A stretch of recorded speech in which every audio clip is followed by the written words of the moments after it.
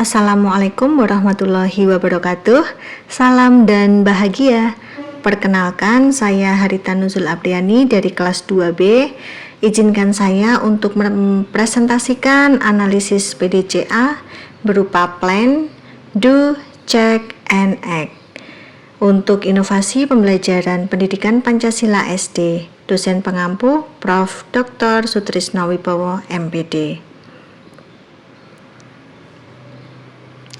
Kerangka plan berupa SWOT, do, check, and act atau PDCA ini untuk pembelajaran pendidikan Pancasila dengan materi aksi nyata nilai-nilai Pancasila menggunakan model Project Based Learning atau PJBL kelas 5 SD Negeri 2 Rejoso, Kecamatan Jogonalan, Kabupaten Klaten. Langkah pertama plan yaitu identifikasi komponen pembelajaran yang akan ditingkatkan. Berdasarkan tujuan dan model pembelajaran yang sudah ditetapkan, berikut adalah komponen yang berpotensi untuk ditingkatkan. Ada pemahaman konseptual, yaitu memastikan peserta didik tidak hanya menghafal nilai-nilai Pancasila, tetapi benar-benar memahami makna dan relevansinya dalam kehidupan sehari-hari, khususnya di lingkungan sekolah. Keterampilan perancangan proyek, seperti menguatkan kemampuan peserta didik dalam merumuskan ide aksi nyata yang konkret, relevan, dan dapat diimplementasikan. Lalu, komponen yang ketiga adalah keterampilan presentasi dan penggunaan ICT. Dalam hal ini, peserta didik dapat ditingkatkan kualitas presentasinya melalui pemanfaatan media ICT yang efektif dan kreatif. Lalu kolaborasi dan kerjasama kelompok, seperti maksimalkan peran setiap kelompok dalam proses perancangan hingga presentasi proyek, dan keterlibatan dan motivasi peserta didik, menjaga antusiasme dan partisipasi aktif peserta didik sepanjang proses Project Based Learning ini sendiri.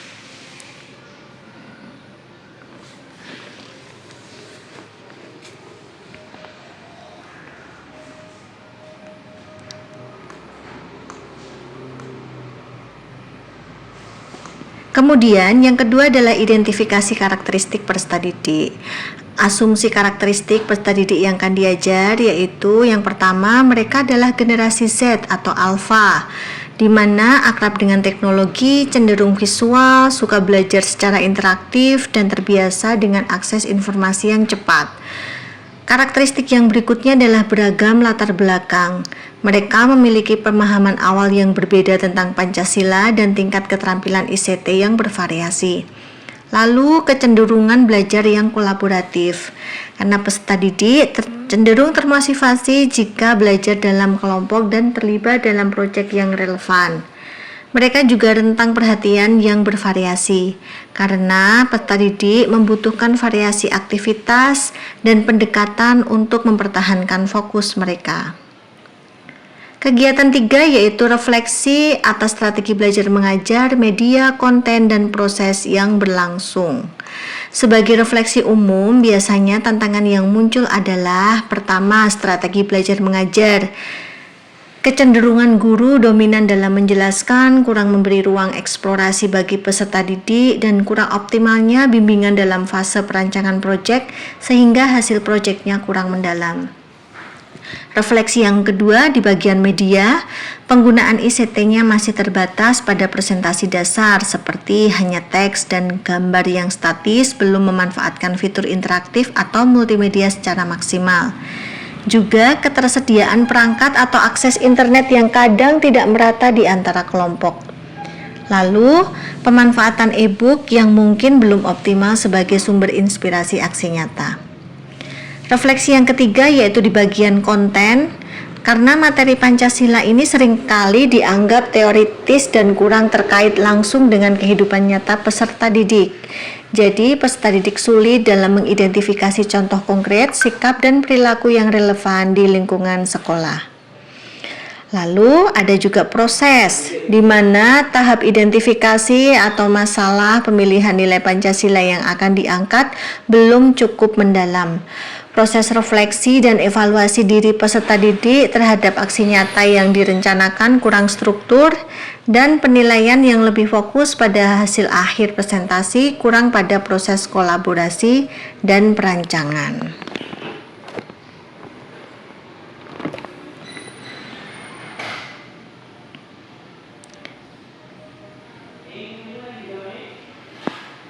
Peningkatan mutu berdasarkan poin 1 dan 3. 1. Peningkatan pemahaman konseptual dan relevansi. Di sini memulai pembelajaran dengan sesi diskusi interaktif yang melibatkan studi kasus nyata, bisa dari e-book atau berita tentang penerapan atau pelanggaran nilai Pancasila di lingkungan sekolah, dan mengajak peserta didik untuk secara aktif mengidentifikasi masalah di sekolah yang dapat diselesaikan dengan penerapan nilai Pancasila, bukan hanya sekedar mencari contohnya saja. Poin yang kedua adalah penguatan keterampilan perancangan proyek. Di sini menyediakan LKPD terstruktur yang memandu peserta didik langkah demi langkah dalam merancang aksi nyata, mulai dari identifikasi masalah, pemilihan nilai Pancasila, penentuan tujuan, target, hingga indikator keberhasilan. Lalu memberikan sesi pendampingan kelompok yang lebih intensif oleh guru sebagai fasilitator selama fase perancangan proyek, dengan fokus pada pemberian umpan balik yang konstruktif. Kegiatan selanjutnya adalah optimasi keterampilan presentasi dan penggunaan ICT. Guru menyediakan contoh-contoh presentasi kreatif menggunakan berbagai aplikasi Canva atau PowerPoint yang menunjukkan bagaimana manfaat elemen visual, audio, dan interaktif. Mengalokasikan waktu khusus untuk latihan presentasi di dalam kelompok antar kelompok dengan umpan balik dari teman sebaya dan guru. Mendorong penggunaan fitur-fitur lanjutan pada aplikasi presentasi, misalnya animasi, transisi, penambahan video atau audio singkat untuk meningkatkan daya tarik presentasi. Kegiatan selanjutnya yaitu peningkatan kolaborasi dan keterlibatan. Guru menerapkan strategi pembagian peran yang jelas di dalam setiap kelompok, sehingga setiap anggota memiliki tanggung jawab dan kontribusi yang terukur. Menggunakan teknik umpan balik sejawat atau peer feedback selama proses perancangan dan latihan presentasi untuk meningkatkan interaksi dan tanggung jawab kelompok. Lalu, memanfaatkan fitur kolaborasi daring pada aplikasi presentasi jika memungkinkan, agar anggota kelompok dapat bekerja sama secara real time. Plan yang kelima adalah hubungan sebab akibat. Dari diskusi studi kasus ditambah identifikasi masalah nyata, ini akan menyebabkan pemahaman konseptual Pancasila menjadi lebih relevan dan mendalam, sehingga peningkatan motivasi peserta didik dalam merancang aksi nyata. Lalu, LKPD yang struktur ditambah pendampingan yang intensif ini bisa meningkatkan kualitas rancangan aksi nyata agar lebih konkret dan terarah, sehingga kemampuan perancangan proyek peserta didik bisa meningkat. Kemudian, contoh presentasi kreatif ditambah dengan latihan, ditambah dengan dorongan fitur lanjutan, ini bisa menyebabkan presentasi menjadi lebih menarik dan informatif, sehingga keterampilan presentasi dan penggunaan ICT peserta didik bisa meningkat. Lalu yang keempat, pembagian peran yang lebih jelas ditambah umpan balik teman sejawat, ditambah fitur kolaborasi daring dan juga partisipasi setiap anggota kelompok yang optimal, ini menyebabkan kualitas kolaborasi dan kerjasama kelompok bisa meningkat. Bagian yang keenam adalah rencana untuk memperbaiki proses pembelajaran. Ada beberapa fase. Yang pertama, fase awal dengan kegiatan memulai dengan studi kasus relevan dari e-book atau berita lokal sesuai usia peserta didik, dan diskusi interaktif untuk mengaitkan Pancasila dengan isu sehari-hari di sekolah. Indikatornya adalah peserta didik aktif bertanya, memberikan contoh, dan mengutarakan pendapat terkait kasus. Fase yang kedua yaitu perancangan proyek dengan kegiatan menyediakan LKPD yang lebih detail, memandu dari identifikasi masalah hingga penentuan indikator keberhasilan aksi nyata, dan memberi waktu lebih banyak untuk bimbingan individual atau kelompok. Indikatornya adalah rancangan aksi nyata tiap kelompok bisa menunjukkan kekonkretan, relevansi, dan memiliki target yang jelas. Fase 3 yaitu pengembangan media. Kegiatannya mendemonstrasikan berbagai fitur aplikasi, presentasi seperti Canva, PowerPoint yang bisa digunakan untuk visualisasi data infografis atau video singkat, dan menyediakan template dasar sebagai inspirasi mereka. Indikatornya adalah presentasi kelompok menunjukkan variasi penggunaan media, baik gambar, teks, video, grafik sederhana. Ini tidak hanya teks padat saja. Fase yang keempat yaitu latihan presentasi dengan kegiatan memfasilitasi sesi latihan presentasi di dalam kelompok dan antar kelompok, memberikan rubrik penilaian presentasi di awal untuk panduan. Indikatornya adalah peserta didik menunjukkan peningkatan kepercayaan diri dan kemampuan dalam menyampaikan ide secara runtut dan jelas.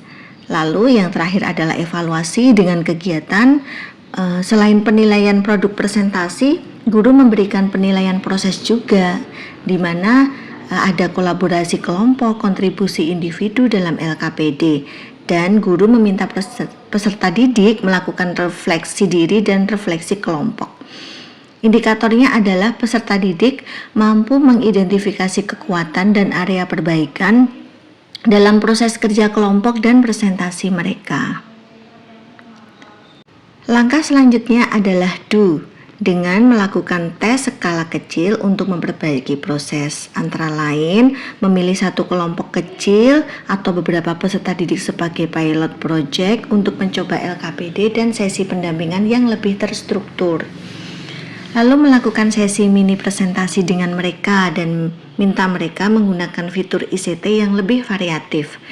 Mengamati bagaimana mereka berinteraksi dengan LKPD, bagaimana mereka merancang aksi, dan bagaimana mereka memanfaatkan media presentasi. Dan mengumpulkan umpan balik langsung dari kelompok pilot tentang hal-hal yang mudah dipahami ataupun sulit atau perlu perbaikan. Tahap selanjutnya adalah cek. Kegiatan pertama, evaluasi hasil tes skala kecil.